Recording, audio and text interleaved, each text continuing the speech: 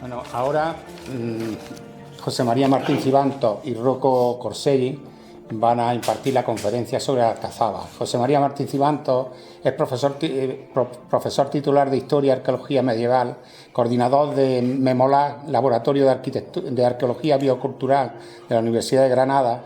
Acumula una larga experiencia en proyectos de investigación desde el ámbito local e internacional. Ha desarrollado una parte importante de su trabajo en Guadix, además desde hace muchos años que lo viene haciendo. Lleva a cabo su tesis doctoral sobre el cenete de la época medieval, de 2003, y ha coordinado diversos proyectos de investigación sobre la propia ciudad de Guadix, promocionando no solo el conocimiento sobre el patrimonio, sino también su conservación y su uso como motor de desarrollo. Rocco Corselli es arqueólogo profesional desde el año 2009, tras haber conseguido la especialidad de Arqueología Clásica en la Universidad de La Sapienza de Roma.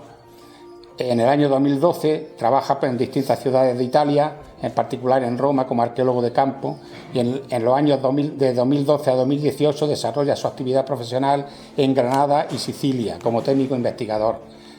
Desde el 2019 es investigador con cargo a proyectos de la Universidad de Granada, donde ha ejercido como director de las importantes excavaciones arqueológicas en apoyo a los trabajos de restauración en la Alcazaba de Guadix. Todo esto está dentro del programa de Unimedio Cultural del Ministerio de Fomento. Actualmente codirige una investigación de apoyo a la restauración de los baños árabes de Churrera de la Vega. Espero que disfruten, porque además de lo que nos van a exponer, creo que muchos de los que aquí estamos no lo conocemos, ¿no? Que lo disfruten. Muy bien.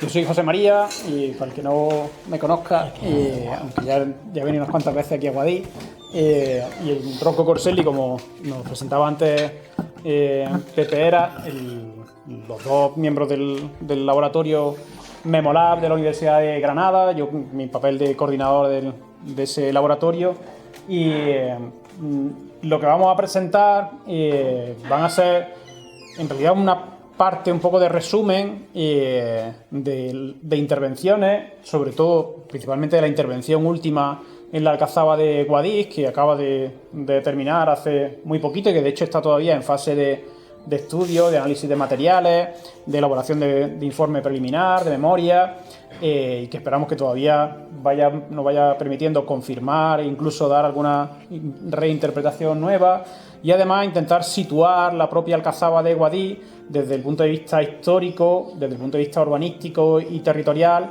al final de la intervención. Vamos a intentar que no extendernos demasiado, porque a los dos nos gusta charlar mucho, y cualquiera que nos haya escuchado, sea en conferencias, sea en alguna de las visitas guiadas, pues ya lo sabe que nos extendemos más de lo necesario, pero sobre todo esperamos que resulte interesante, que resulte estimulante y que sirva para ir poniendo en su sitio a la Alcazaba, desde el punto de vista no solo histórico, sino también patrimonial, dentro de un conjunto histórico y patrimonial que yo siempre he defendido, que es de primera magnitud, que es de primer orden, y que es mucho más importante y singular de lo que habitualmente nos pensamos y de lo que habitualmente se piensa los propios acitanos y las propias acitanas, ¿no? Y no me cansaré de decirlo, aunque a veces cansa un poco el tener que defender tanto algo que debería ser tan fácil de defender.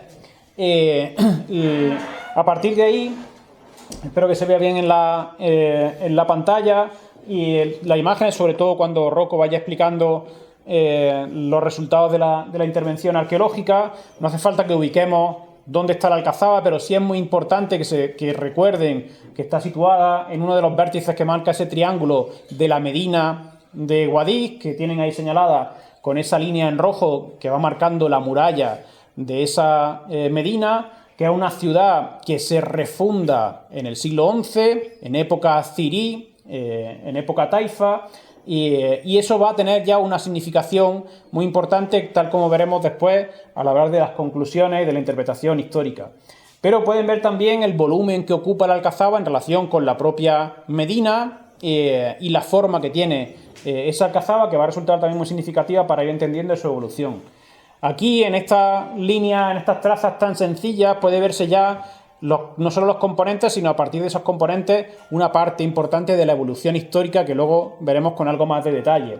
Desde la línea en azul, que marca la primera Alcazaba, esa que se ve en azul, y que luego iremos viendo con un poco más de detalle, con sus dos puertas, la puerta que daba hacia el exterior, hacia la plaza Pedro de Mendoza y hacia la plaza del Osario, y la puerta que daba hacia el interior de la Medina y que comunicaba de forma más directa con el propio corazón de la Medina y de la mezquita, a la que se le están añadiendo elementos que tienen ahí marcados en amarillo, con la torre de homenaje, con un recinto superior, o otros elementos de refuerzo de las defensas hacia el exterior, con esa gran barbacana que viene señalada en rojo y que, de forma resumida, nos da una explicación de la evolución histórica y constructiva de la ciudad, que ahora iremos viendo un poco más en detalle.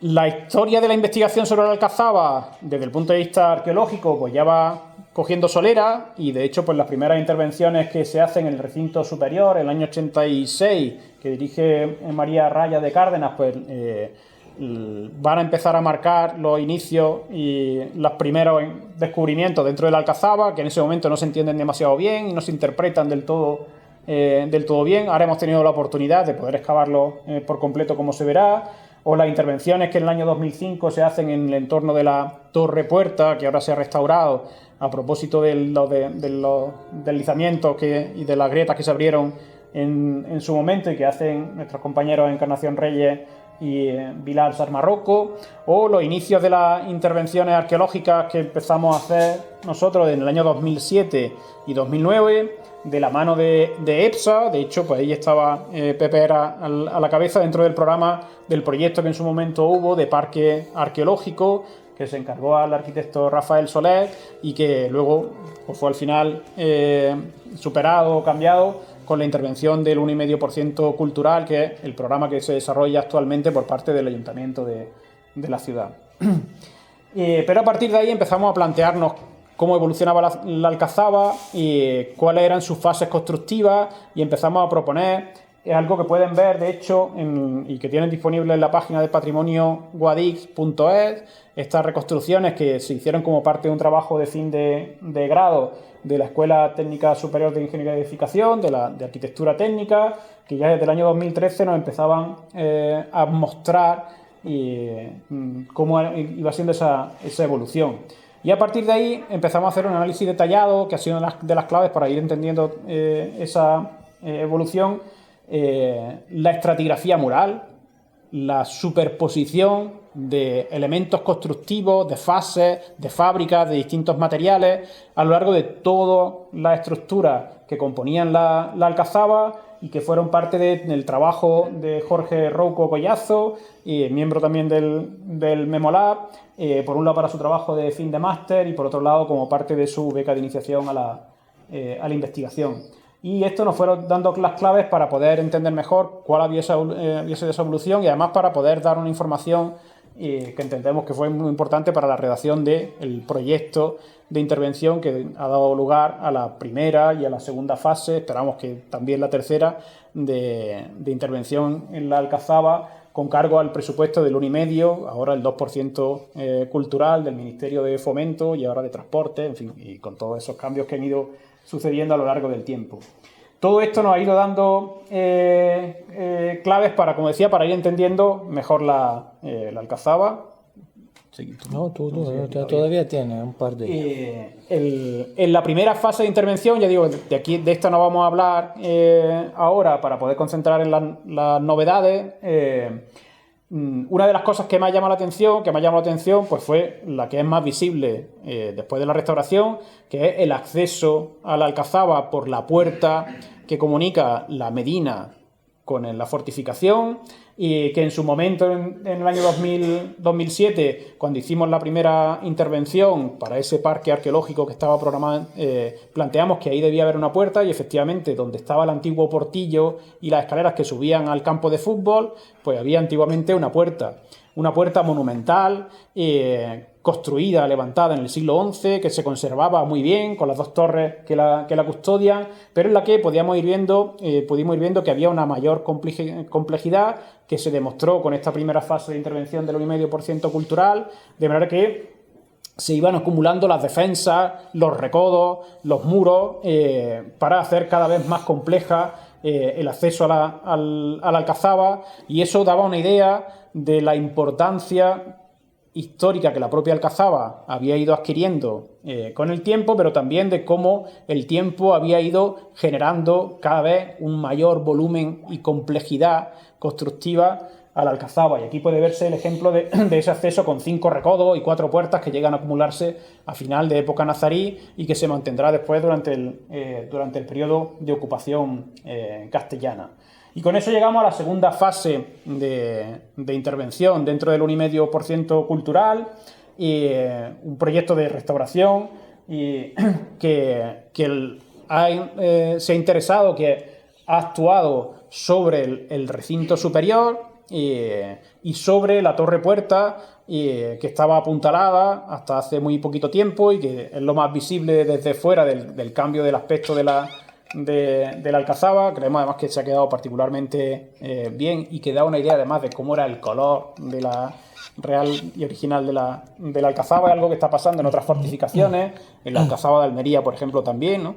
Y que era blanca y no era colorada. Eso forma parte además, luego lo mencionaremos probablemente también, de esas transformaciones que tienen lugar en la posguerra y sobre todo ya en los años 50 y en los años 60, dentro de esa política arquitectónica, pero que también es política cultural y turística relacionada con el orientalismo, el alhambrismo, ¿no?, que se llama, que es de imitación a la Alhambra como una de las estrategias de las políticas culturales, ya digo también turísticas, que en el caso de la Alcazaba de Guadix, pues quizá era un poco menos visible.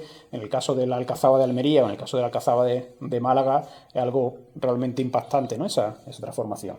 Así que ese cambio que se está produciendo en la Alcazaba de Guadix, que creemos que es no solo interesante, sino que es muy importante desde el punto de vista arquitectónico, desde el punto de vista visual, lleva detrás todo un trabajo arduo, mucho más arduo de lo que se pueda cualquiera de ustedes imaginar, de labor de campo, de documentación, de investigación, de elaboración de toda esa información, para al final poder llegar a conclusiones sobre cómo ha evolucionado la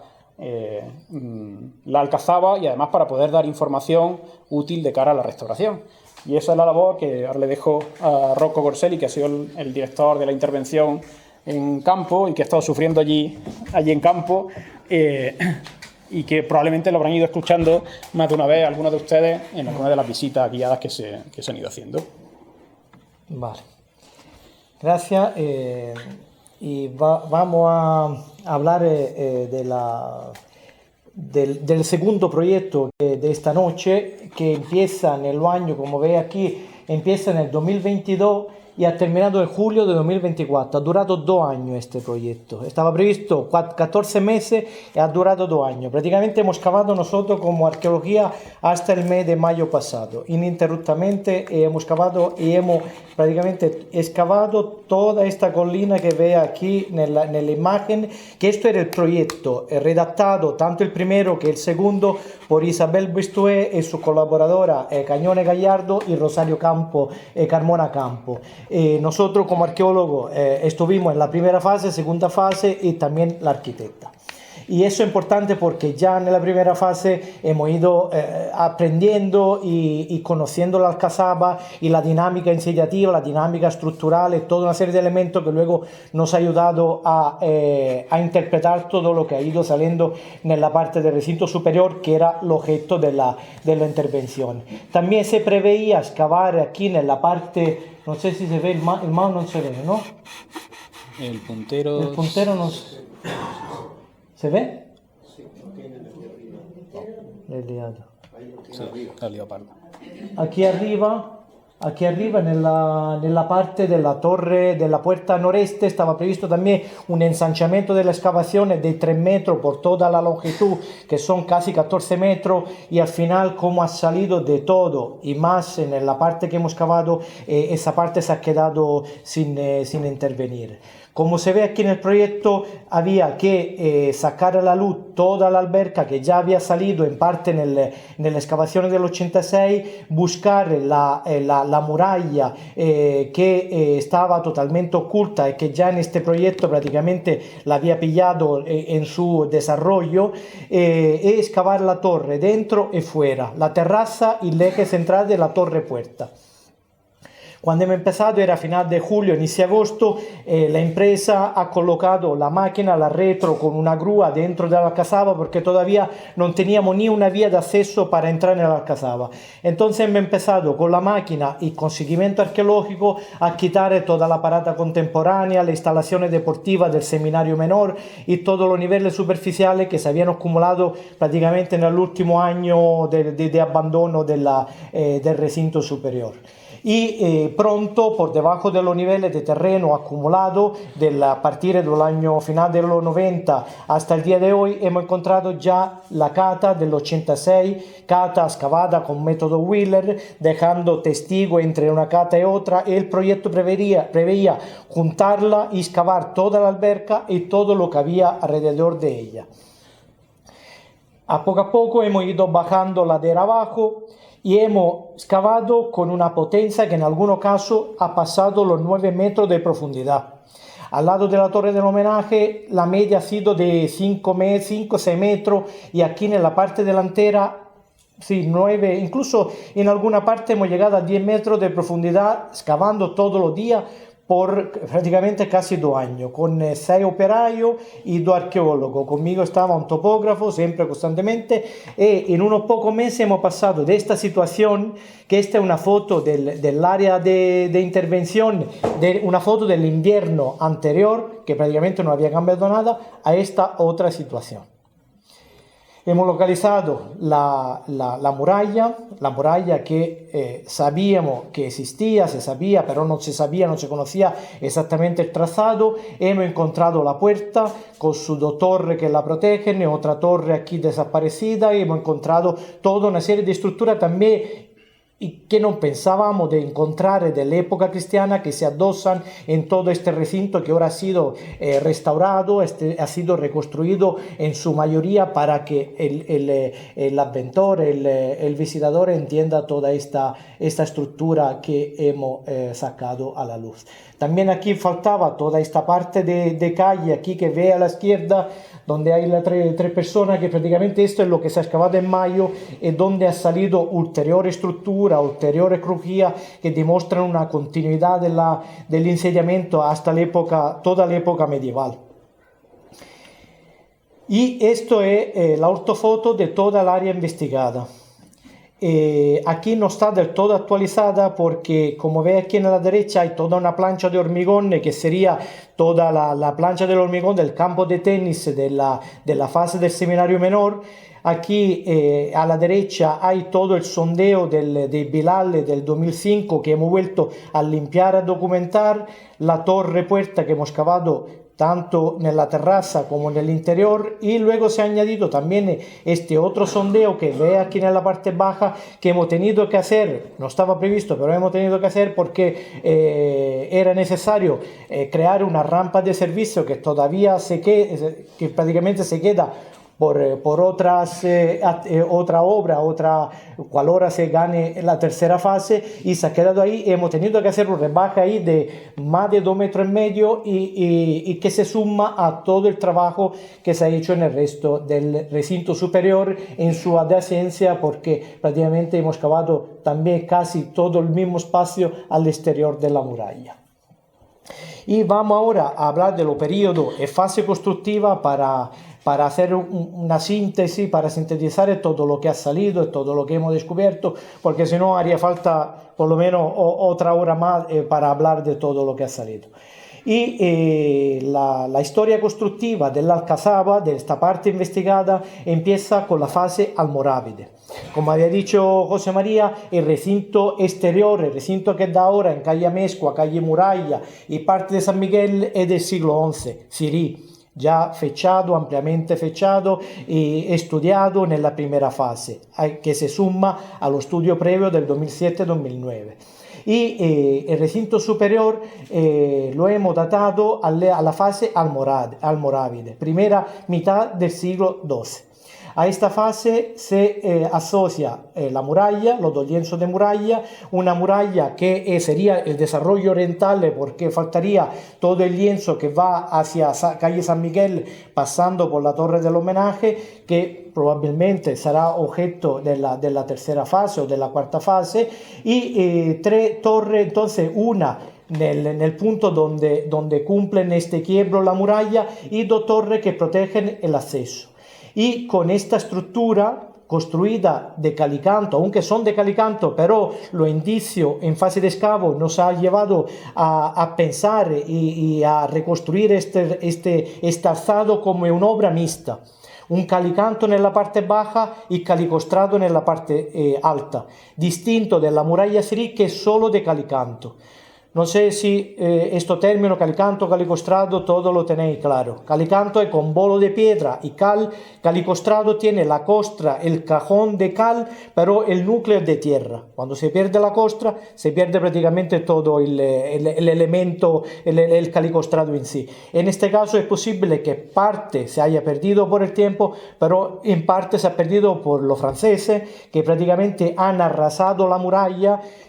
Quiero ir atrás, a ver aquí la muralla, el lienzo largo, lo ve todo perfectamente arrasado por los franceses, que sabemos, lo hemos visto en la otra fase, lo hemos visto también en esto, ellos buscan proprio esos bolos, que son bolos de medio y gran tamaño, y los bloques de tapiales que hacen en algunos casos explotar de la torre y de alguna estructura interna de la alcazaba para reutilizarla para fortificar la misma alcazaba.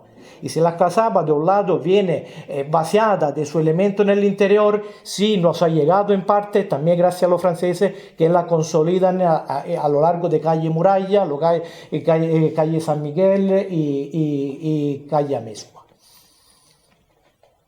Entonces, un acceso que vemos aquí en la parte sur, porque esta imagen está orientada, y con la muralla y la torre también se van estos muros amarillos que he puesto aquí, tanto en la parte delantera del acceso como dentro, que ya están, que estos muros de calicanto y de calicostrado sirven para salvar la distancia, la diferencia de cota que hay entre el recinto inferior y el recinto superior, que es de casi 10 metros, y también están marcando una rampa que ya en el periodo almorávide es muy articulada, y que será esta misma articulación de rampa que vendrá respetada y mantenida en la fase almohade nazarí, que cuando vemos ahora en la próxima habrá una explosión proprio constructiva en la alcazaba.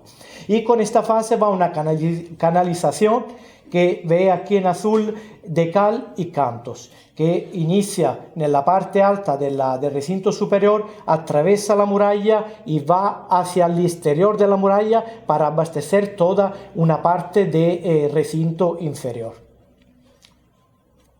Pasamos a la fase almohade, que es una fase donde no hay grande cambio. El único cambio que vemos, que hemos visto, hay una reforma en el tracto inicial de la canalización, que otro elemento también que olvidaba, que hay un pilón aquí de ladrillo, un pelón de ladrillo de la fase ya almorávide, hay una reforma en el acceso y un elemento que destaca en esta fase, la construcción de una segunda torre al lado de la torre que protege el acceso por el lado derecho. È una torre che praticamente deja un espacio intermedio que permite que continúe el flusso de agua, ¿no?, de la canalización de calicanto entre las dos torres, y se construye con una tecnica mixta. Una tecnica che prevede il calicanto nella parte inferiore, calicostrato superiore e macione de ladrillo nello esquinero. Y pasamos a la fase almohade nazarí, de los siglos XII y XIII. ¿Por qué acorpamos almohade nazarí? Porque no la tenemos todavía clara y no es clara esta distinción. Tenemos claro ya la fase nazarí, pero este pasaje entre almohade nazarí lo acorpamos en uno, pero que estamos bastante seguros que todo esto pasa, esta explosión constructiva, justo en ese momento cuando se construye y se crea este espacio palaciego. Un espacio palaciego, una muralla superior que se enriquece de la torre del homenaje. Se construye por primera vez la torre del homenaje, que con mucha probabilidad está amortizando una torre que necesariamente ya tenía que estar en ese punto como torre de recinto almorávide. Se construye una alberca de recreo que aquí vemos ni la mitad, ya veremos por qué está ni la mitad, y con sus arriates en los laterales, su andén de ladrillo, y tiene un pórtico en la parte meridional y otro pórtico mayor marcado por cinco pilares, con el arranque de 5 pilares, están en la parte aún más meridional, y este pórtico, el segundo pórtico, ya se está apoyando en la muralla sirí, que es esta blanca que ve aquí en la parte meridional, que es la muralla prácticamente que viene utilizada en el recinto superior para cerrar el lado meridional de la nueva cerca. Y en esta fase se hace un'importante reforma nella torre puerta. Mentre la torre puerta nella fase sirí son 2 torres aisladas que están protegiendo una puerta de arenisca, probabilmente de herradura, nella fase almohade nazarí se recrece la torre como la ve ahora en altura de casi 5 metros y casi 5 metros hacia el interior del recinto inferior. Y siempre en esta fase hay un'importante modificación aquí nella torre esta rosa. De la fase almohade se añade un cuerpo de guardia, una torre hueca a control de una primera puerta que se construye aquí en la parte inicial de la rampa. Una rampa que llega a tener 6 recodos y 3 puertas. Toda esta rampa, que es una rampa empedrada, está amortizando la vieja, que nosotros no hemos localizado en ningún punto. Probablemente pase lo que pasaba en la puerta noreste, que prácticamente cada puerta luego está condicionada, cada rampa está condicionada de la puerta, de lo alzado estructural existente. Entonces, para reemplazar la puerta vieja hay que destruir, quitar la vieja y reconstruirla en el mismo punto. Y en este caso tenemos todo lo que quedaba de esta rampa empedrada, los peldaños quedan todo, y sube, hay una puerta al exterior, una puerta que está en línea con la muralla que está reestructurando, una puerta que ya tenía que existir, y una tercera puerta que aquí estoy indicando con P3, es la puerta que ya daba acceso al pórtico sur. Este pórtico sur que está marcado por los 5 pilares, y al lado de esta puerta, amortizado por niveles cristianos, por niveles de la época moderna, hemos encontrado esto yeso entallado con motivos vegetales decorado en rojo y en negro, que son la yesería que hemos expuesto en el Museo de Granada en el mes de mayo pasado, que se ha quedado prácticamente en el museo con un vídeo que explica un poco lo que se ha encontrado en esta fase dentro del museo. También hay una reforma de la parte aquí detrás de la torre, se añade un cuerpo de guardia donde hemos reconocido 2 habitaciones distintas, un almacén y otro muro, otra estructura aquí habitacional que hemos encontrado aquí con 2 muros en L de calicanto. Y en esta fase l'ultimo elemento que hay que sumar es la canalización, que como veis no es el trayecto de la canalización anterior, que viene totalmente reemplazada. Se anula a la altura del pilón, se corta y la nueva se hace pasar por debajo de la nueva rampa empedrada que se construye. Esta canalización no es de cal y canto, es de atanore protegido por teja árabe. Entonces, una conducción que está llevando agua limpia desde la parte alta de la alcazaba hasta la parte baja. Y aquí donde acaba en la parte derecha, el azul, prácticamente estaba troncada por el graderío de época moderna, que era el graderío del campo de tenis. Canalización que está cogiendo los sobrantes de agua de la alberca. Tenemos que imaginar, porque entiendo también, además en planta, no todos estamos acostumbrados a una lectura en planta de los elementos que vemos, que hemos descubierto. Hay que imaginar una situación como el patio de la Rayane, en pequeño, seguramente, en el Palacio de Comares de la Alhambra, donde hay la torre del homenaje en la parte de fondo, una alberca con su arriate, que sería esta jardinera en el lado que también nosotros hemos encontrado. Fase nazarí también no tenemos grande cambio con respecto a la fase almohade nazarí. Lo que hemos visto hay una reparación, un mantenimiento de la muralla, como ese forro encintado que se ve a la derecha aquí de la torre del homenaje. Encintado, cuando se habla encintado, sería un forro de piedra y ladrillo, con línea de ladrillo y mampostería bien regular, que no es esta, sino una habitación que está por debajo de esta estructura que veis aquí, porque esas estructuras son ya de la fase moderna. Hay una grande estructura aquí y aquí, que no está actualizado porque esto lo hemos cavado todo este espacio en el mes de mayo.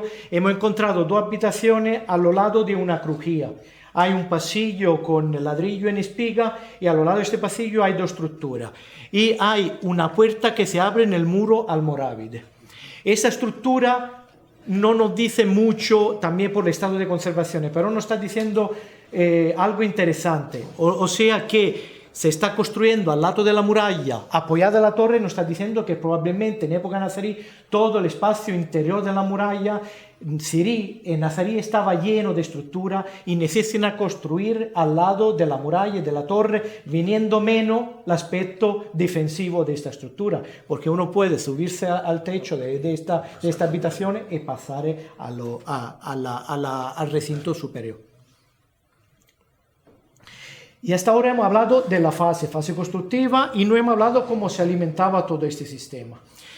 Casi casualmente, como pasa muchas veces a los arqueólogos, que no es leyenda, no pasa la cosa casualmente, paseando aquí atrás de esta torre que es del recinto cirí, hemos visto en el suelo, dentro de una torre, que es una torre a modo de bastione que ya había sido estudiada, analizada por Jorge Rocco Collazo en el 2017, hemos visto este cuerpo vacío, que lo hemos visto porque había una vegetación distinta y nos hemos acercado y hay un cuerpo privo de estructura, hueco, de 1 metro por 2, donde creemos reconocer el cuerpo de una torre del agua.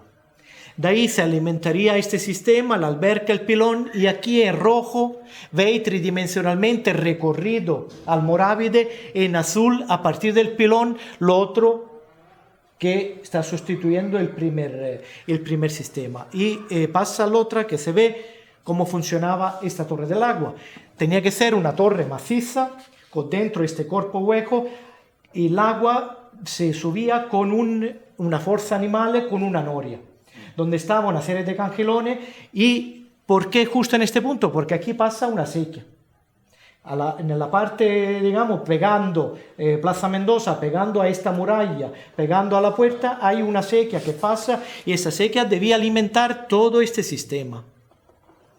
Y justo aquí, cuando hemos cavado, esta es una curiosidad, cuando hemos cavado en la cata para la vía, para subir con la máquina, el único sitio donde hemos encontrado 2 fragmentos de cangilones, que guarda caso están en la cercanía de donde tenía que estar los cangilones de esta torre del agua, que debía ya existir en época almorávide de nazarí y que probablemente será objeto de otras intervenciones de la tercera fase. Y iría a confirmar esta hipótesis, que de momento es solo una hipótesis. De la existencia de una torre del agua se puede ver también en esta foto del 1905, y un postal donde está la pared de esta torre, que luego ha sido toda sellada por los rellenos que se hace después de la fase de la guerra, cuando se reconstruye toda la muralla, toda la almena, todo el almenado, y esto se rellena, y todo esto ahora no es visible, pero esta torre existía y con mucha probabilidad estaba custodiando, porque la torre hace de custodia a este cuerpo precioso que es la noria, el cuerpo del agua. Fase castellana.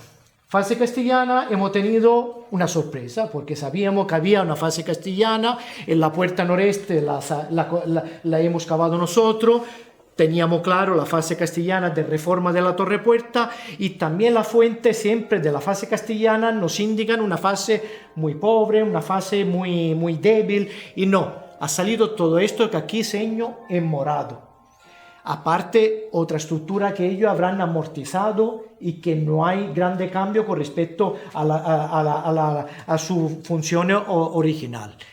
Y por cuanto concierne a la derecha de la torre del homenaje, hemos encontrado una cuadra con una línea de comedero, de 3 comederos y un comedero al lado, al lado de la cual está una habitación, Una habitación con su forjado, probablemente para subir una azotea, una escalera de Mamperlane, donde probablemente estaba el guardián de esta cuadra. Delante hay un pasillo y aquí están las dos habitaciones que antes he dicho que son dos habitaciones que están amortizando las habitaciones más antiguas. De hecho, aquí hemos hecho una profundización, hemos hecho una cata. Hay un suelo, un muro también que hemos encontrado en esta parte, que hemos quitado para liberar el paso del empedrado, otra habitación, y como veis, en este momento desaparece cualquier sistema hidráulico.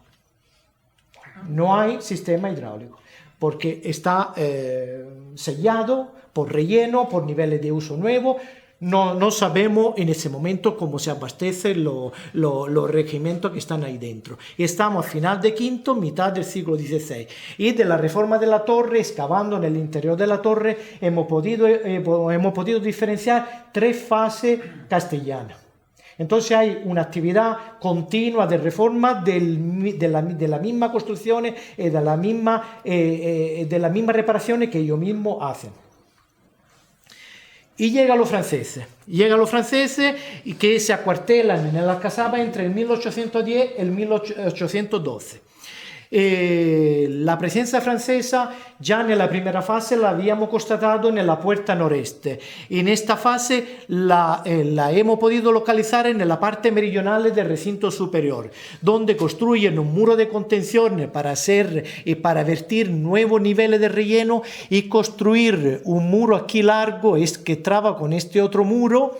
Probablemente nos faltaría un muro medianero para compartir, para dividir la estructura, y aquí hay un cuerpo de escalera para subir a una estructura, a una planta superior, y que aquí vemos en esta foto. Y estos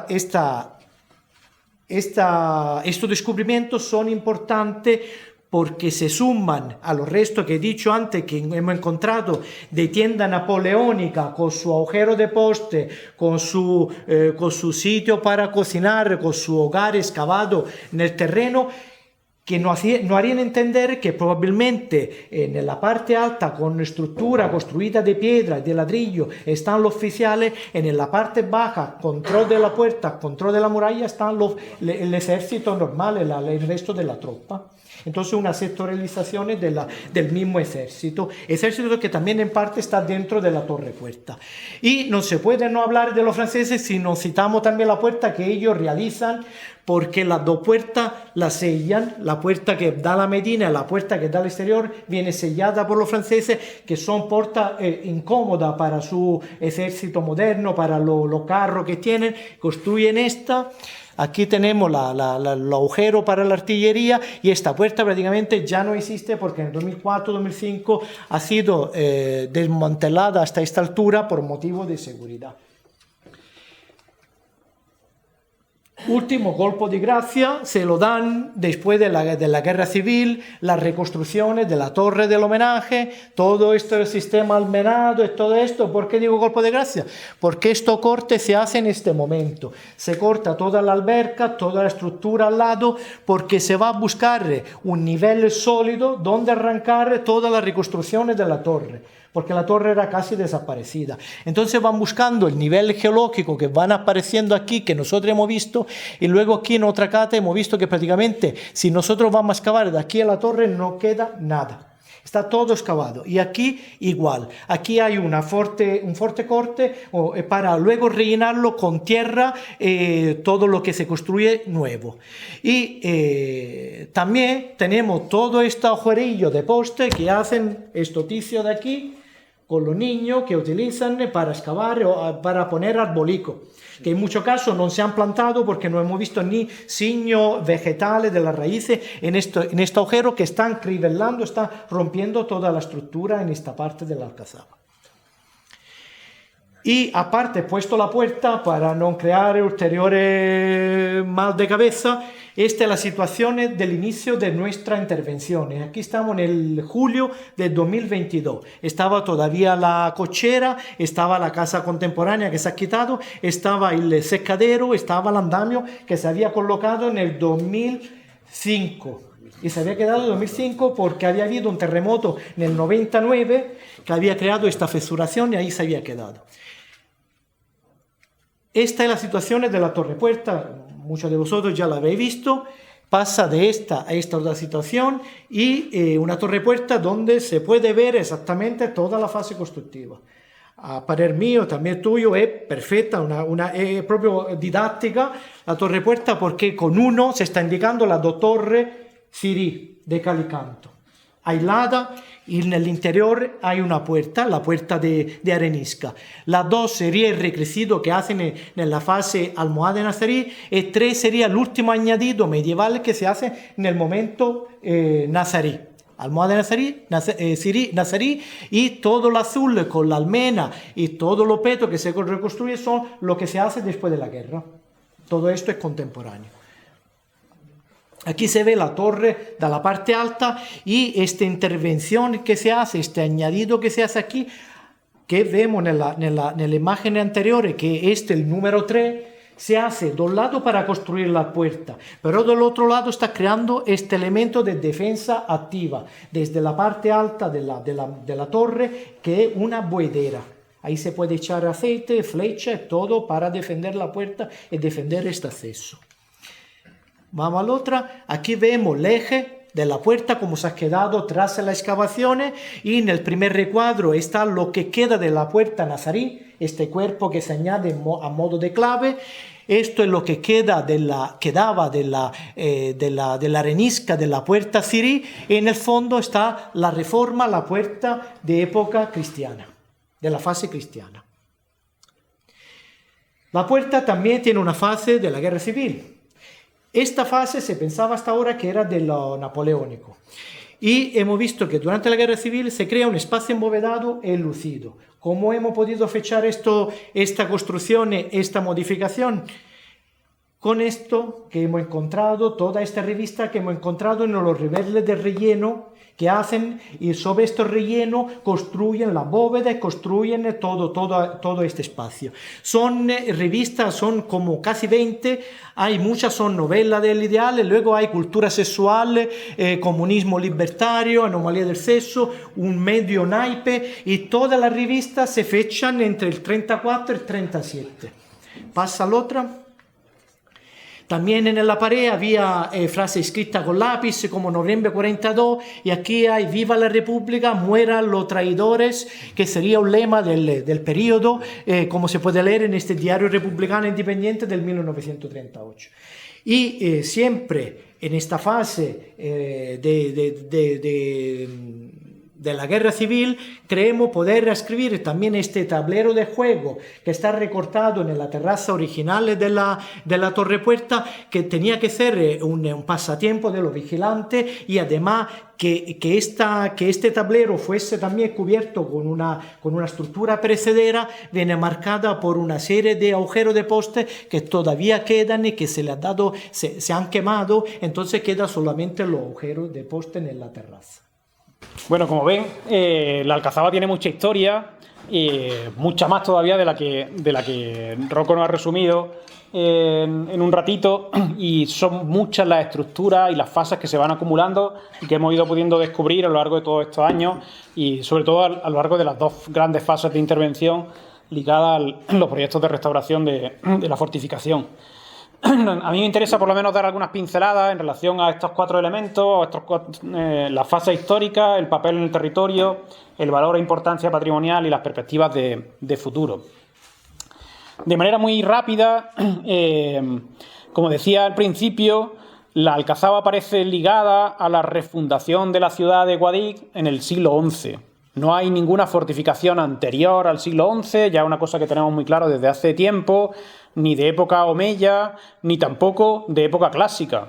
De hecho, en el recinto de la Alcazaba nos aparecen muy escasos restos anteriores a época medieval. Aparecen en algún caso algún fondo de cabaña de época prehistórica, y aparecieron sobre todo en la primera fase, y aparecen ligados a la calle Travesía de la Muralla. Si nos aparecían 2 restos de estructuras romanas que están amortizadas por la propia muralla de la Alcazaba. De hecho, uno de ellos, que es muy interesante, es una estructura que aparece reintegrada y reutilizada dentro de la estructura de la puerta que da hacia la Medina. Así que ahí hay un hiato muy importante y sobre todo hay primero un vacío, porque hay que pensar que la Alcazaba se construye sobre uno de los cerros de Guadix.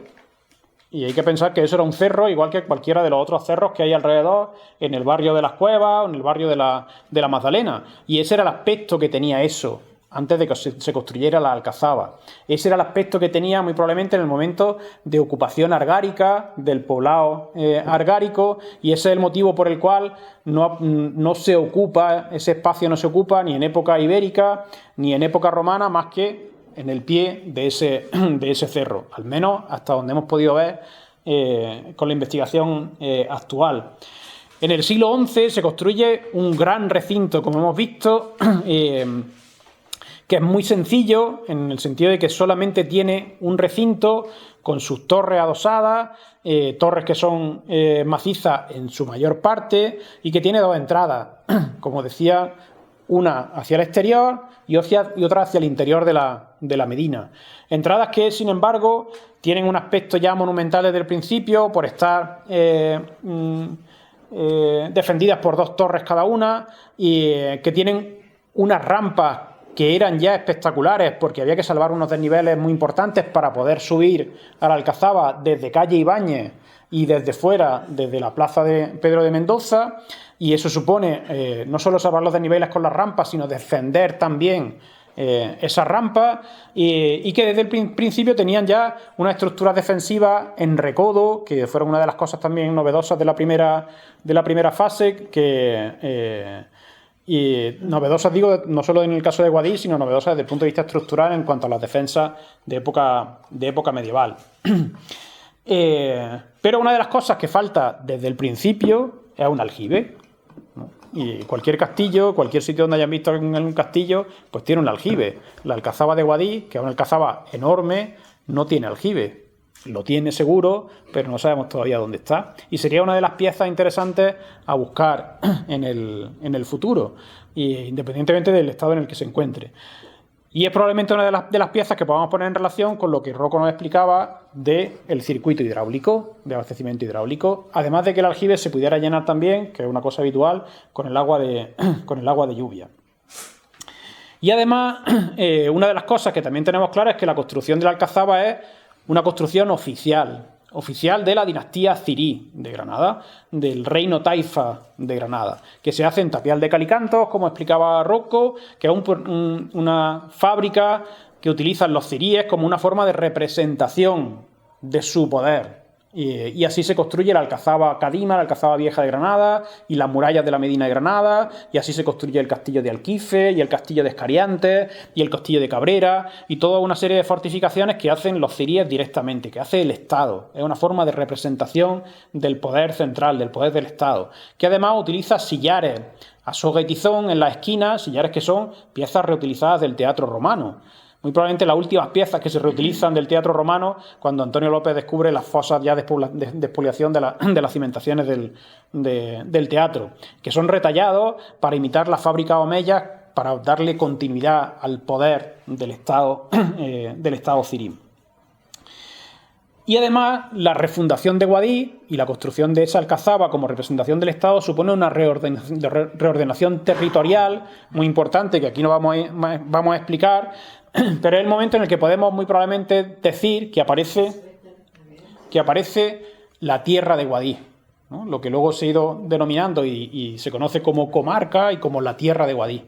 Que aparece ligada precisamente a la desmembración del Estado omeya y a la separación de Pechina de Almería como principal puerto del califato omeya y como taifa enemiga de la de Granada, de manera que a los reyes ciríes de Granada le hace falta un nuevo centro de poder que capte y que controle, que capte el excedente productivo de la seda, por ejemplo, y que controle y administre el territorio que ha quedado, como digo, separado del puerto principal omeya de Almería.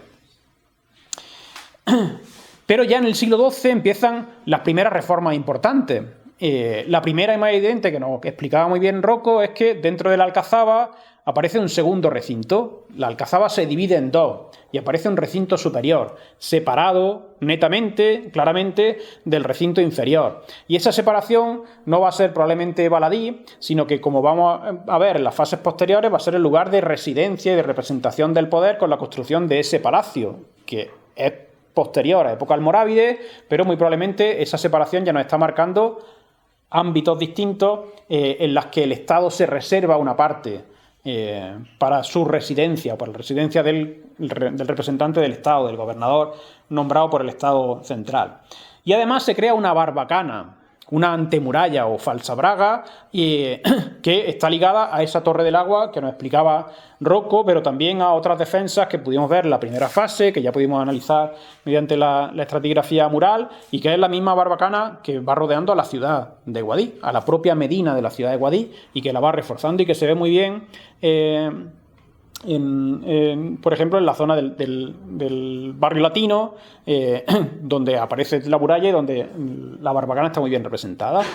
Esa barbacana, esa antemuralla, forma parte de refuerzos, defensas que hacen los almorávides en muchos sitios, pero en el caso de Guadix muy probablemente está ligada al ataque que hace Alfonso I el Batallador, el rey aragonés, en el año 1125-1126, que asedia durante un mes entero Guadix y su tierra desde Graena y Alcázar, que están en las inmediaciones y forman parte de la tierra de Guadix. Y además, estas nuevas construcciones están ligadas a cambios también constructivos, que antes explicaba Rocco. Se cambia las técnicas constructivas, las fábricas, y aparece el tapial calicostrado, pero aparece ligado todavía al tapial de calicanto, con fábricas mixtas y con unas variaciones y una variabilidad en las fábricas que son muy interesantes y que van a marcar todos los periodos posteriores, desde época almohade en adelante. De época almohade, de la segunda mitad del siglo XII, nos van a ir apareciendo un proceso aparentemente de monumentalización, en primer lugar por la construcción de la Torre del Homenaje, que va a ser algo típico del siglo XII y que va a ser un elemento de nuevo de representación del poder y que, como Rocco también ha explicado, está ligado a la construcción de un pequeño palacio.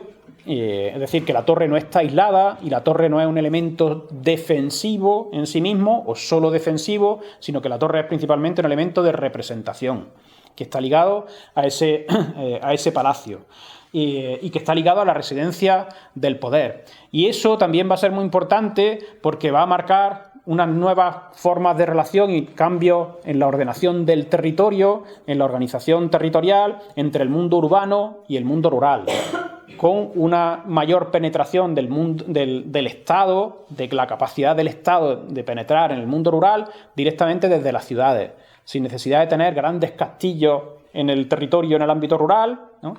Y sin necesidad de tener gobernadores y representantes, tantos representantes dentro del ámbito rural. Así que esos cambios se van a ver muy bien también dentro de la propia alcazaba de Guadix. A pesar de que tengamos también claro toda esta fase, no deja de plantearnos ciertas dudas porque vemos que hay, sí, tapiales calicostrados principalmente, pero nos aparecen diferentes tipos de tapiales calicostrados en algunos casos, entre la Torre Puerta, por ejemplo, y la Torre del Homenaje, o en algunas de los otros sitios de la alcazaba, de manera que nos movemos en una horquilla cronológica y por eso antes Rocco decía, pues tenemos época almohade y época almohade nazarí.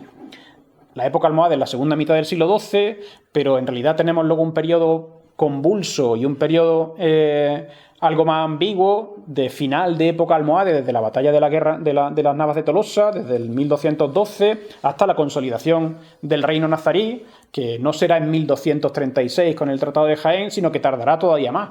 Y en el caso, por ejemplo, de Guadix, pues está muy relacionado con la presencia de los Banu Ashkilula, de una familia, de un linaje aristocrático que tiene mucho peso político en el territorio, que han sido alcaides de Guadix y que se resisten a someterse a los nazaríes, que se alían con los meriníes, con los reyes de la nueva dinastía del norte de África, de Marruecos, y que mantienen más o menos su poder hasta 1273 en determinados castillos y en el territorio. Así que tenemos un periodo ahí de transición que es muy complejo, en el que probablemente nos encontremos parte de esas fases y que no son tan fáciles de establecer. Pero en época nazarí, ya propiamente en el siglo XIII y XIV, lo que nos vamos a ir encontrando en realidad van a ser relativamente pocas reformas, o menos reformas de las que podría esperarse. En primer lugar, porque Guadix se convierte en una de las capitales, en una de las ciudades importantes del reino nazarí de Granada, y una ciudad de segundo rango después de la propia capital Granada, Almería y Málaga, pero una ciudad importante, entre otras cosas, porque los propios reyes nazaríes se intitulan alcaides de Guadix, porque les sirve de salvaguarda, de hecho les sirve de refugio, y porque Guadix siempre fue un territorio particularmente apetecible desde el punto de vista productivo, desde el punto de vista de los tributos y de las rentas que generaba, entre otras cosas, como decía, por la producción de la seda y por los regadíos y las vegas de la ciudad de Guadix, del entorno de la ciudad de Guadix y de toda su tierra, de las faldas de Sierra Nevada y de la hoya de Guadix, ¿no?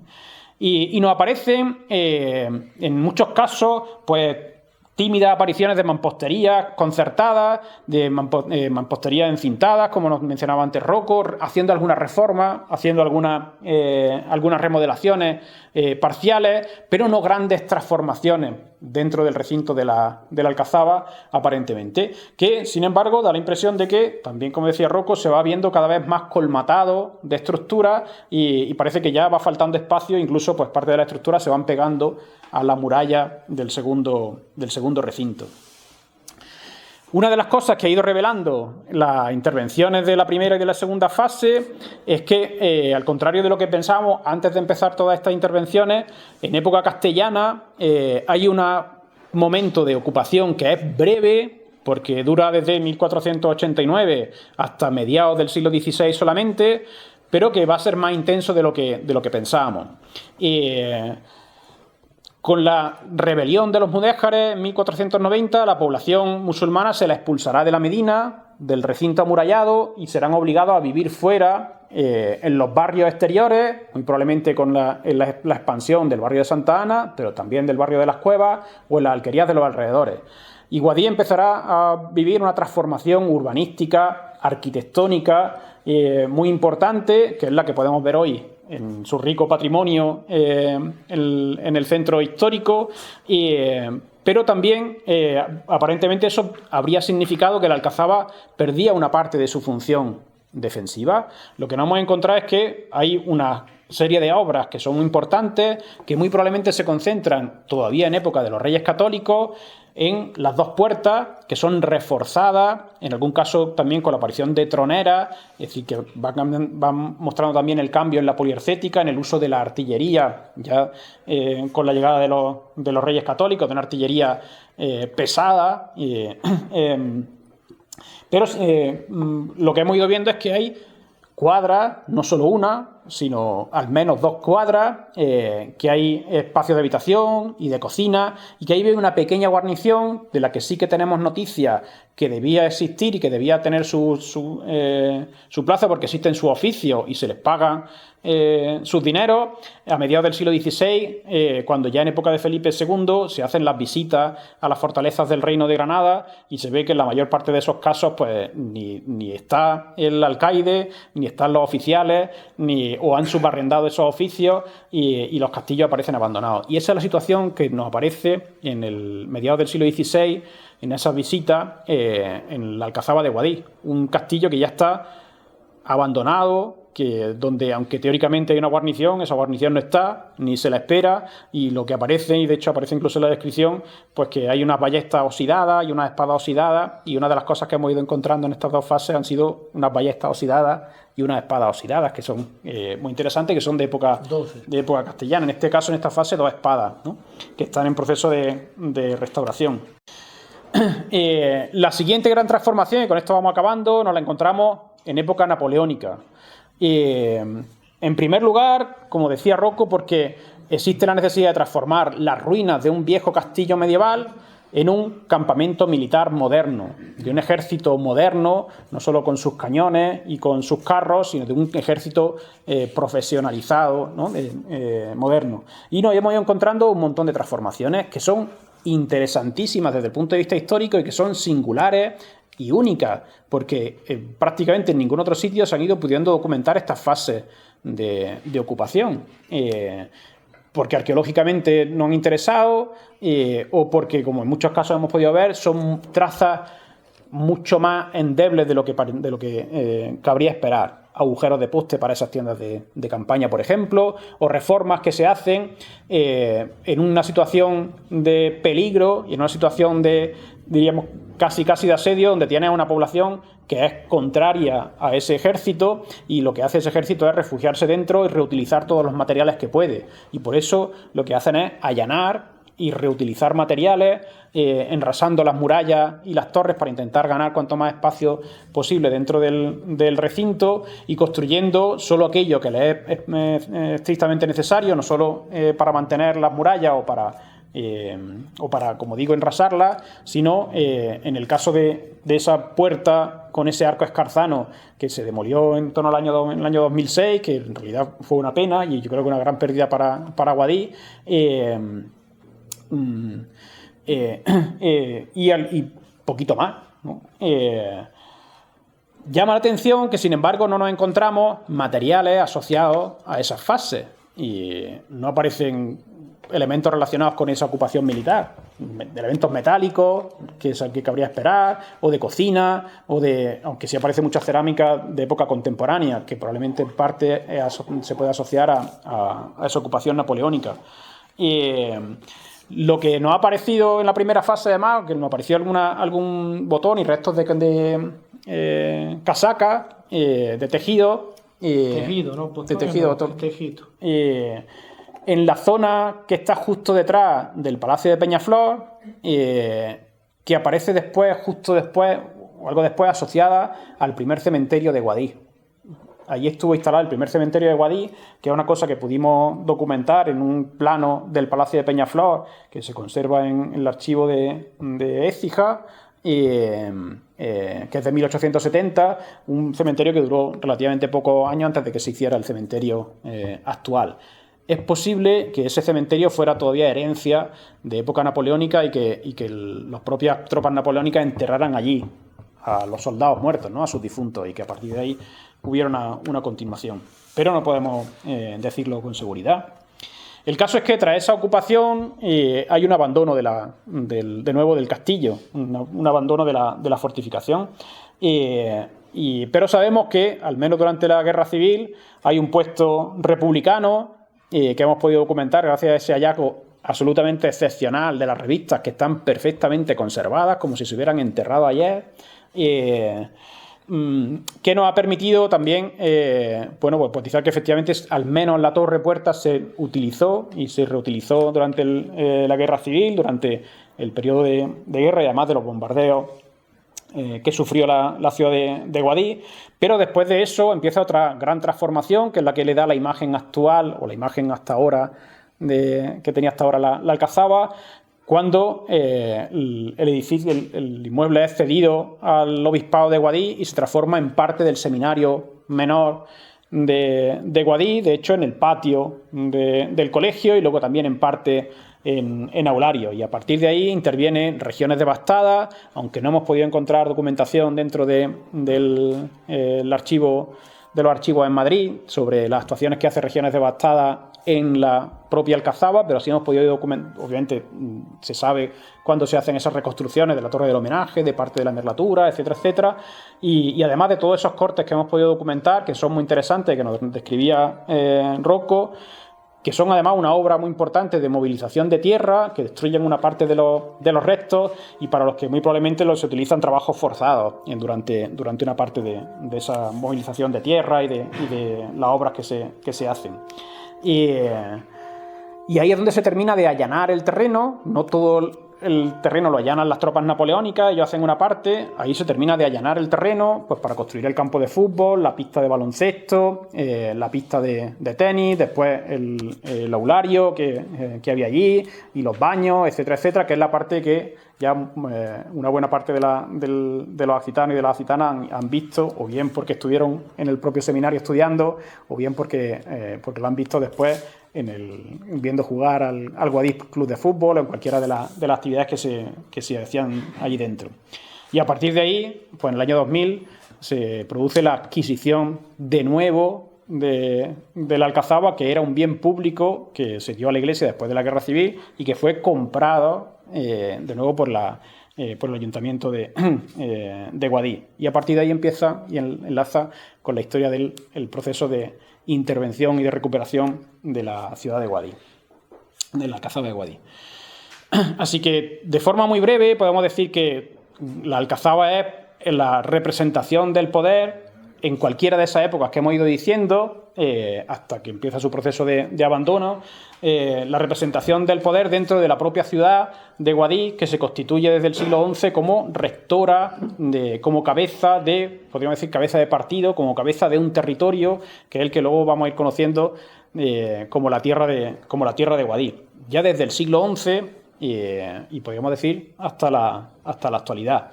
Y que en la propia Alcazaba de Guadix pueden irse viendo en esos cambios constructivos, no solo de técnicas, de fábricas, sino de los elementos de las estructuras que van apareciendo, puede irse viendo esa evolución de la relación del Estado con el territorio y de la relación de la ciudad con el mundo rural, que es enormemente interesante y que nos sirve para explicar muchas cosas, no solo sobre el territorio más cercano de Guadix, sino sobre toda la historia de Al-Ándalus, de la península ibérica. Y eso es particularmente visible, como decía antes, sobre todo desde el siglo XII. Y todos esos elementos hacen que la Alcazaba de Guadix pues, tenga un valor patrimonial excepcional. Porque está, y eso lo decíamos desde que empezamos las excavaciones en el año 2007 y luego en el 2009, que lo primero que nos sorprendió, nos quedamos con la boca abierta, es que teníamos una Alcazaba del siglo XI prácticamente entera, con sus torres, sus murallas, con sus puertas, y eso es realmente algo excepcional, algo único, que se ha preservado a pesar de todas esas transformaciones y se ha preservado también, como decía Rocco, también por esas transformaciones que ha ido sufriendo, ¿no? Que en algunos casos han destruido parte de su estructura y en otros casos la ha sepultado y la ha preservado para que ahora las podamos ir descubriendo. Que tenemos un sistema hidráulico que esperamos que en la tercera fase se pueda confirmar la presencia de esa torre del agua, que es también singular, que es única y que va acompañado de todo ese circuito que nos explicaba antes Rocco y que probablemente nos daría algunas sorpresas más si continuáramos la canalización en dirección hacia la torre, hacia la puerta que va hacia la Medina, o bien porque está en el aljibe, o bien incluso porque nos podamos encontrar hasta un baño, que no sería raro, un pequeño baño, igual que existe en algunas otras alcazabas, como por ejemplo la de Salobreña, que no es tan diferente ni es más grande que la de Guadix, ¿no? Y además de todo ese valor patrimonial que tienen las propias estructuras, tenemos que entender la propia Alcazaba dentro de un contexto patrimonial y paisajístico mucho más amplio. Desde el punto de vista patrimonial, con un centro histórico excepcional que, como ya sabéis, yo defiendo que debería poder optar a ser declarado patrimonio de la UNESCO, que tiene potencial para eso, sin duda alguna, que es una joya desde el punto de vista arquitectónico, desde el punto de vista artístico, desde el punto de vista cultural, todavía por descubrir y sobre todo por conservar, pero que además desde el punto de vista paisajístico le confiere también un valor excepcional. Y cualquiera que haya subido a la torre del homenaje y se haya asomado para ver el entorno, no solo de la ciudad de Guadix, del barrio de las Cuevas, sino del paisaje de Cárcava, de la hoya de Guadix, de Las Vegas y de Sierra Nevada al fondo, pues podrá descubrir una panorámica de 360 grados que es sin duda alguna única y que está en medio de un territorio que ya es geoparque de la UNESCO, ¿no? Así que lo que hay que hacer es, bueno, ir conociéndolo mejor. Aquí tienen una de las herramientas que creamos hace ya unos cuantos años, donde puede irse descubriendo parte de ese patrimonio, y lo que hay que hacer sobre todo es seguir apostando por el patrimonio como motor de desarrollo de manera integral. No solo para que vengan turistas, que ya sabemos que luego eso trae también sus problemas, sino sobre todo como motor de desarrollo social, cultural, para generar tejido social, tejido asociativo, tejido empresarial, tejido de innovación cultural, para recuperar oficios tradicionales, para recuperar identidad local, para recuperar el orgullo de una ciudad que ya digo que es excepcional, que no todas las ciudades, de hecho casi ninguna ciudad puede decir que tiene el patrimonio que tiene Guadix. La Alcazaba es una de esas piezas, es una pieza clave, es una de las partes monumentales de Guadix, es lo obvio, ¿no? Igual que el teatro romano o igual que la catedral. Pero junto a ella hay todo un conjunto por preservar y por recuperar. Porque lo mismo que decía antes, cuando uno se asoma desde la Alcazaba y ve las casas que hay alrededor, pues lo que se encuentra es un panorama bastante desolador y en buena medida, empezando por Peñaflor y si queremos darle la vuelta entera, la casa de la calle Ibáñez o muchas de las casas que tenemos justo alrededor, al lado de la Alcazaba, que si estuvieran en el Albaicín, esto lo he dicho muchas veces, si estuvieran en el Albaicín estarían catalogadas como casas moriscas. Y aquí no tienen ninguna figura de protección. No están catalogadas, ¿no? Así que en realidad hay mucho que hacer, pero hay mucho potencial. Esperemos que la tercera fase se conceda y que eso sirva para poder seguir recuperando una pieza, como decía, que es muy importante, que es excepcional, pero que eso sirva también para ir arrastrando otras iniciativas, otros proyectos que deben generar, como decía antes, un desarrollo integral de la ciudad. Y no quedándonos solo con esas piezas particulares, sino quedándonos con un conjunto que tiene un valor como conjunto, desde las cuevas hasta la Vega. Muchas gracias.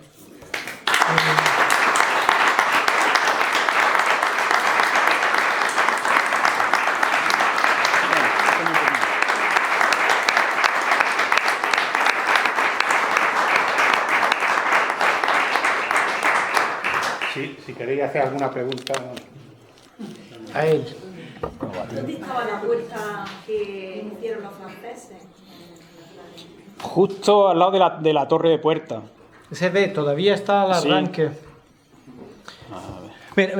Espera, esta, ¿ves? Sí, ahora mismo es Esto. Ahora mismo es esto, ¿vale? Esto de aquí.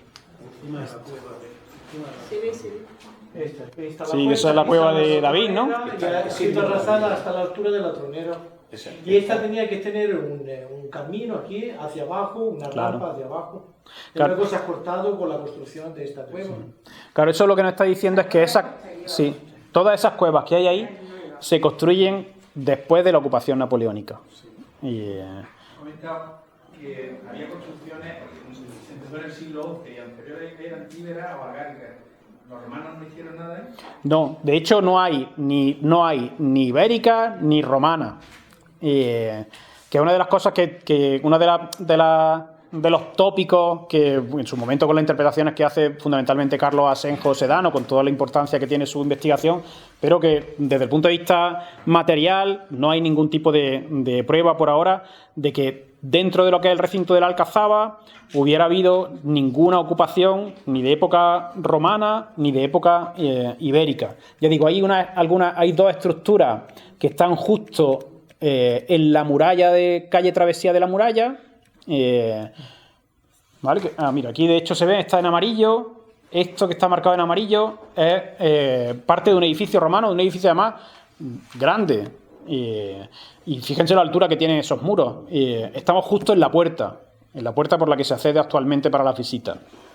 Y ese muro es reutilizado, se queda embutido dentro de las construcciones que se hacen en el siglo XI. Y lo reutilizan porque es un muro que es sólido y simplemente lo que hacen es construir el tapial embutiendo ese muro.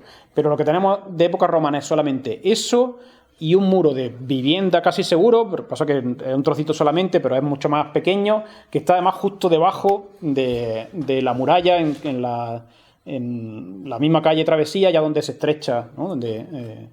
Y esos son los dos únicos restos, pero no hay nada más ni de época romana, no hay absolutamente nada que aparezca por ahora de época ibérica, y lo que sí aparece son algunos restos de época prehistórica, de época de la Edad del Bronce. Bronce final. Sí, bronce final principalmente, que son algunos fondos de cabaña que aparecen también debajo de la muralla y algo hacia el interior. Porque ya digo, lo que se tienen que imaginar es que eso era un cerro, ¿vale? Y hasta que no se hace la obra de la Alcazaba, que corta el cerro y lo empieza a adaptar para construir el castillo, y pues se había mantenido como un cerro más. Y el desarrollo urbano en época ibérica y en época romana se produce hacia abajo. ¿Tenéis una foto de la yesería que era parecido? De los restos que se pusieron en el Museo Arqueológico. ¿Tenéis alguna fotografía? La que había aquí es que está un poco en pequeñito. La yesería. Sí, ahí en la esquina. Aquí la que tenemos es esta. Yo he visto un vídeo de Rocco. Sí, el vídeo sí está en internet. Sí, creo que lo han cargado el museo. Está muy bien explicado. Se ve muy bien tanto Rocco como la yesería. Sí. Habéis dicho antes que algunas de las piezas que han aparecido se han quedado en el Museo Arqueológico de Granada, ¿no? No, solo esta. Solo eso. Solo una. No, esta pieza, más otro fragmento que no tenía mucha relevancia y que no la ha restaurado, porque le hemos llevado y ha restaurado estas 3 piezas que tenían más envergadura, más pintura. Hay otros que son sin pintura, son muy pequeños. Ahora mismo todos los materiales, sea de la primera fase que de la segunda fase, que son una cantidad enorme de cajas, sobre todo de cerámica, y están todavía en la universidad, en los laboratorios, primero porque el Museo Arqueológico no tiene espacio. Y nosotros intentamos hacer la gestión a través del ayuntamiento para que el ayuntamiento se pudiera quedar en depósito esos materiales, pero en realidad parecía que eso no se podía y que no era tan fácil. Nosotros no renunciamos a que eso se pueda hacer así y que esos materiales se puedan quedar directamente en Guadix, pensando en un futuro museo. Pero ahora mismo su destino es que además que a nosotros nos hace falta quitárnoslos porque es que no tenemos sitio para más. Y irían... En el bajo del Palacio Villalegre hay una serie de archivos, de cajas. Claro, pero esos son primero de algunas intervenciones antiguas y luego las del teatro romano. Que yo sepa, no hay más nada, porque cuando hicimos las gestiones y preguntamos directamente a Delegación y al Museo Arqueológico, preguntamos a Sevilla también, a Dirección General de Museos, hacer ese depósito y no había posibilidad. Para eso hace falta también que el Ayuntamiento tenga una infraestructura, que no es solo ese espacio, que además yo no sé si queda mucho o poco espacio ahí, sino que además, claro, lo que hace falta es que tenga un personal que se encargue de eso. Y ese personal no existe en el ayuntamiento, porque hasta ahora lo está haciendo Antonio López de aquella manera. De aquella manera me refiero en unas condiciones precarias como mínimo. Pues lo hace porque, como nos pasa mucho, pues porque se lo cree y cree en el patrimonio y le tiene cariño a Guadix, pero no porque tenga los medios para hacerlo. Y entonces, para que eso pueda suceder hay que poner los medios. Para que el patrimonio tenga un retorno hay que invertir en el patrimonio. Una pregunta. ¿La Alcazaba nació como defensiva y palaciega o la fase palaciega fue después? Pues en principio la fase palatina es posterior. Y lo que hemos visto, lo que decía Rocco, es el palacio que hemos ido viendo es ya de segunda mitad del siglo XII, ya muy avanzado. Y aunque es posible que ya exista algo anteriormente, porque ya existe el segundo recinto y está el acceso al agua en época almorávide. Pero en el siglo XI muy probablemente no existe esa diferenciación y probablemente no exista ese palacio. Hay que tener en cuenta que los castillos en general, las fortificaciones en época andalusí, son siempre públicas, ¿vale? No existe ese concepto de castillo feudal ni de señor feudal. No es una sociedad feudal, sino que son siempre públicas. Pero son públicas normalmente en un doble sentido.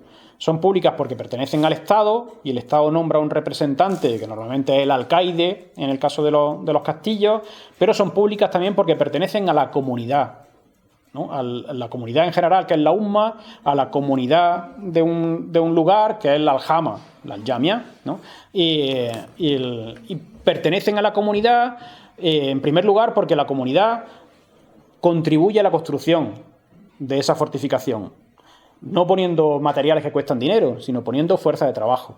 Y la comunidad contribuye al mantenimiento, normalmente llenando los aljibes, abasteciéndolo de leña, de manera que si hay necesidad de refugiarse, la comunidad tiene derecho a refugiarse porque el castillo también es suyo, ¿no? Y eso es muy interesante para ir viendo la relación entre el Estado y las comunidades. En el caso de las ciudades, eso se hace un poco más complicado, porque no es lo mismo en el ámbito rural que en el ámbito urbano. Pero en el ámbito urbano también funciona la aljama como tal. Lo que pasa es que tiene normalmente una estructuración más compleja. Y eso muy probablemente se mantiene a lo largo del tiempo. Y es lo que probablemente acabe justificando que se haga un segundo recinto con al final ese palacio reservado para el Estado y sus representantes, y otra parte que sí es abierta al público. ¿Existen análisis políticos de la vegetación que pudieran contrastar la Alcazaba en época medieval? No, análisis polínico. No, en realidad no hemos recogido porque tenemos muy pocos contextos que pudieran ser útiles, que no estén contaminados desde el punto de vista del material cerámico. No te digo ya desde el punto de vista arqueobotánico, desde el punto de vista polínico. Y además donde pudieran estar preservados esos restos, donde pudieran darse las circunstancias de que estuvieran luego preservados. Y claro, sería muy interesante. Botánico lo tenemos. Pues tenemos, Botánico lo pero tenemos. Son macrorestos, son semillas y carbones. Semillas, carbones. Por ejemplo, una cosa que ha destacado nella botánica della prima fase è che lógicamente todos los niveles ya son de época cristiana contemporánea, porque los niveles medievales son todos contaminados. Entonces, lo que ha destacado es que cuando hemos cavado la cimentación del muro romano que está amortizado en la parte noreste, y esto le he dicho también al museo, es que es el único sitio donde han salido semillas de uva y de higo. Higos y uva, solo ahí. Por el resto no hay ningún sitio que sea medieval o contaminado con ese tipo de semilla, donde hay cebada, trigo, lo solito, pero ahí solo en esa zanja y muchísimo.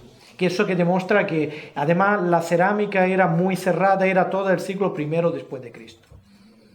Imperial. Hay una zona en la Alcazaba que me parece que tiene la posibilidad de poner algún tipo de planta o jardinar. Y pensaba que sería positivo que se utilizaran plantas que aumentaran también pues lo que se puede contar de la Alcazaba, ¿no? Se te refiere a la alberca, lo que se está construyendo alrededor de la alberca, ¿no? Está previsto poner los arriates con su planta. Sí. El arriate lleno de hay dos partes más, ¿no? Más bajas. A lo largo de la subida de las escalera han quedado ahí dos parterres donde se va a colocar la vegetación. No. Que yo sepa, no. No, que sepamos, no. De todas formas, ten en cuenta que la Alcazaba por dentro no es un palacio con jardines y con huertas. Y lo que tiene es ese patio con esos dos arriates, que probablemente tiene sus arrayanes, y poquita vegetación más. Dentro de y incluso aunque se pudiera hacer algún análisis polínico, y claro, el polen que tú te encuentres dentro de la Alcazaba probablemente no viene de la Alcazaba, sino que viene de todos los alrededores, y te encontrarías un montón primero de cereales, lo que más te encontrarías, y leguminosas, y te encontrarías un montón de quercus, de encinas, y te encontrarías un montón de rosáceas que probablemente son de morales. Son de los morales, y eso es lo que te encontrarías probablemente dentro de un análisis polínico, si hubiéramos encontrado algún sitio donde se pudiera hacer, ¿no? Si no hay más preguntas. Sí, al fondo había. Se debe que esta información que se está dando aquí se haya dado en Granada previamente y solamente haya sido a resulta de que se ha dado en la ciudad. Pues porque han sido más rápidos allí.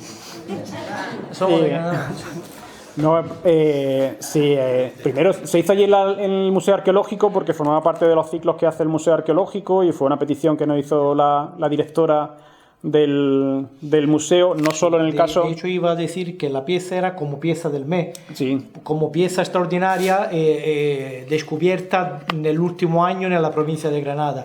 Ella lo sabía, que además era inspectora también de la Alcazaba, y ha pedido la pieza para un mes para exponerla ahí, que además se ha encargado también de la restauración y consolidación. Sí, entonces formaba parte dentro de ese ciclo y a nosotros nos pidió en este caso como grupo, como laboratorio, y varias intervenciones sobre varios proyectos, pues por ejemplo el que hemos ido haciendo en La Peza, en el Valle de Espique, y ahí fuimos exponiendo los resultados de cada uno de los proyectos dentro de esos ciclos que se han ido haciendo a lo largo de todo el año y que ya llevan haciéndose durante varios años. Aquí hubiera sido deseable hacerlo a lo mejor antes, ir haciendo un estado previo, pues sí, y se podía haber ido haciendo, por ejemplo, desde el ayuntamiento, pues hubiera estado bien. Y se puede hacer desde otras instituciones culturales como la Fundación o como el Centro de Estudios Pedro Suárez, pues también, porque para eso están esas instituciones y para eso está la ciudadanía, y para demandar ese retorno y para demandar cultura dentro de su localidad, ¿no? Y lo de menos es que se haya hecho ahí en el Museo Arqueológico antes que aquí, o que aquí se haga antes que allí, y lo importante es lo que se haga con la información y lo que se haga con la Alcazaba.